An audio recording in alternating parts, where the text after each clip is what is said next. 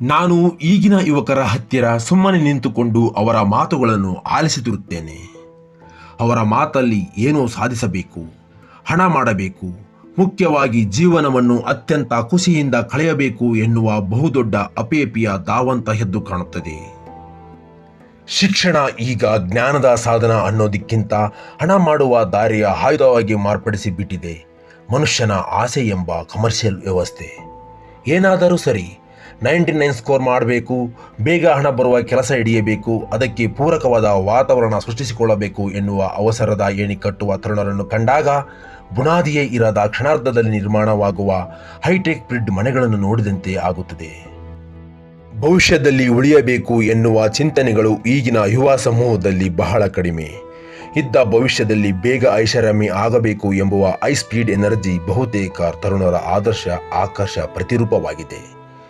ಎಷ್ಟೇ ಹಣ ಖರ್ಚಾದರೂ ಸರಿ, ಬೆಳೆದ ಮಗ ಅಥವಾ ಮಗಳು ಬೇಗ ದುಡ್ಡು ಮಾಡಬೇಕು ಎನ್ನುವ ಪೋಷಕರ ಬಹುದೊಡ್ಡ ಕನಸು ಇದರಲ್ಲಿ ಸೇರಿದೆ ಎಂದರೆ ತಪ್ಪಾಗದೇನೋ. ಅಂದಿನ ಕನ್ನಡ ಸರ್ಕಾರಿ ಶಾಲೆಗಳಲ್ಲಿ ಕಲಿತ ಮಕ್ಕಳ ಸಹನೆ, ಸಮಯೋಚಿತ ಮಾನವೀಯ, ಮುಖ್ಯವಾಗಿ ನಮ್ಮತನ ಈಗಿನ ಮಕ್ಕಳಲ್ಲಿ ಬಹುತೇಕ ಕ್ಷೀಣಿಸಿದೆ ಎಂದೇ ಹೇಳಬಹುದು. ಇಂಗ್ಲಿಷ್ ಮತ್ತು CBSE ಹಾಗೂ ಐಟೇಜ್ ಎನ್ನುವ ಪದಕೋಶದ ಶಿಕ್ಷಣ ಎಷ್ಟು ಮಕ್ಕಳಲ್ಲಿ ಸಂಸ್ಕಾರ ನಿರ್ಮಿಸಿಕೊಟ್ಟಿದೆಯೋ ಕಾಣೆ. ಆದರೆ ಸಂಬಂಧಗಳ ಆಚೆ ಭವಿಷ್ಯದಲ್ಲಿ ಹೇಗೆ ಬೇಗ ಹಣ ಮಾಡಬೇಕು ಎಂಬ ಚಿಂತನೆಯನ್ನು ಮಕ್ಕಳ ಪಾದದಿಂದ ತಲೆಯವರೆಗೂ ಬಳ್ಳಿಯನ್ನು ಬೆಳೆಸಿದೆ. ಅದರಾಚೆ ಆ ಬಳ್ಳಿ ಮಕ್ಕಳ ಪೋಷಕರಿಗೂ ಹಬ್ಬುವಂತೆ ಮಾಡಿದೆ. ಈಗ ಸಂಸ್ಕಾರ, ಮನಃಶಾಂತಿ, ನೆಮ್ಮದಿಗೆ ಅದೇ ಹಣ ಕೊಟ್ಟು ನೈಸರ್ಗಿಕ ಆಯುರ್ವೇದ ಮತ್ತು ಯೋಗ ಕೇಂದ್ರಗಳನ್ನು ಹುಡುಕಿಕೊಂಡು ಹೋಗುವಂತೆ ಆಗಿದೆ. ಬಹುತೇಕ ಜನರಲ್ಲಿ ಈಗ ಹೇರಳವಾದ ಹಣ ಇದೆ, ಐಷಾರಾಮಿ ಇದೆ.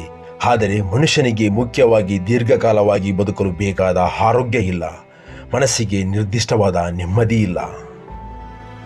ಕಾಲಿಗೆ ಚಕ್ರ ಕಟ್ಟಿಕೊಂಡು ದುಡಿದು ಮಕ್ಕಳಿಗೆ ಉನ್ನತ ವಿದ್ಯಾಭ್ಯಾಸ ಕೊಡಿಸಿ ದೂರದ ಊರುಗಳಲ್ಲಿ ದುಡಿಮೆಗೆ ಹಚ್ಚಿದ ಪೋಷಕರು ಈಗ ತಮ್ಮ ಇಳಿ ವಯಸ್ಸಿನಲ್ಲಿ ಸಮಯಕ್ಕೆ ಸರಿಯಾಗಿ ಮಾತ್ರೆಗಳನ್ನು, ಊಟವನ್ನು ಅಷ್ಟೇ ಯಾಕೆ ಪಕ್ಕದ ಕಿಟಕಿಯಲ್ಲಿ ಇಟ್ಟಿರುವ ಕನ್ನಡಕವನ್ನು ಸಹ ಕೊಡಲು ಒಂದು ಆಶ್ರಯಕ್ಕೆ ಕೈ ಇಲ್ಲ. ವರ್ಷಕ್ಕೊಮ್ಮೆ ಬರುವ ಮಗ ಅಥವಾ ಮಗಳು ತಮ್ಮ ತಂದೆ ತಾಯಿಗೆ ವರ್ಷಪೂರ್ತಿ ಬೇಕಾಗುವ ಹಣವನ್ನು ತಮ್ಮ ಪೋಷಕರ ಅಕೌಂಟ್ಗೆ ಹಾಕಿ ಹೋಗುತ್ತಾರೆ. ಹೆಚ್ಚುವರಿ ಬೇಕಾದರೆ ಫೋನ್ಪೇ ಮಾಡುತ್ತಾರೆ. ಆದರೆ ಅವರನ್ನು ಹಾರೈಕೆ ಮಾಡಲು ತಾವು ಜೊತೆಯಲ್ಲೇ ಇರಬೇಕು ಎಂಬ ಪುಟ್ಟ ಮಾನವೀಯ ಸತ್ಯವನ್ನು ಮರೆತು ಬೇಕಾದರೆ ಸಹಾಯಕ್ಕೆ ಹಣ ಕೊಟ್ಟು ಯಾರನ್ನಾದರೂ ಇಟ್ಟುಕೊಳ್ಳಿ ಎಂದು ಹೇಳುತ್ತಾರೆ ವಿನಃ ನೀವು ನಮ್ಮ ಜೊತೆ ಬನ್ನಿ, ನಾವು ನಿಮ್ಮನ್ನು ಪ್ರೀತಿಯಿಂದ ಹಾರೈಕೆ ಮಾಡಿ ನೋಡಿಕೊಳ್ಳುತ್ತೇವೆ ಎಂದು ಕರೆಯುವುದಿಲ್ಲ. ಇದು ಈಗಿನ ವ್ಯವಸ್ಥೆಗೆ ಹಿಡಿದ ಕನ್ನಡಿ. ಇದೇ ಈಗಿನ ಅತಿ ವೇಗದಲ್ಲಿ ಬದುಕು ಜಯಿಸಬೇಕು ಎನ್ನುವ ಚಿಂತನೆಯ ಸತ್ಯಚಿತ್ತಾರ. ನಮ್ಮ ವೈಭೋಗದ ಹಣದ ಜೀವನದಲ್ಲಿ ಬದುಕು ಅನಾಥವಾಗದಿರಲಿ. ಭವಿಷ್ಯದ ಭಾರತದ ಕುಡಿಗಳು ತಮ್ಮ ಮೂಲ ನೆಲೆಯನ್ನು ಮರೆಯದಿರಲಿ. ಇದು ನನ್ನ ಆಶಯ. ಇಂತಿ ನಿಮ್ಮ ಕೆ. ನಾಗರಾಜ್, ಉಲವತ್ತಿ.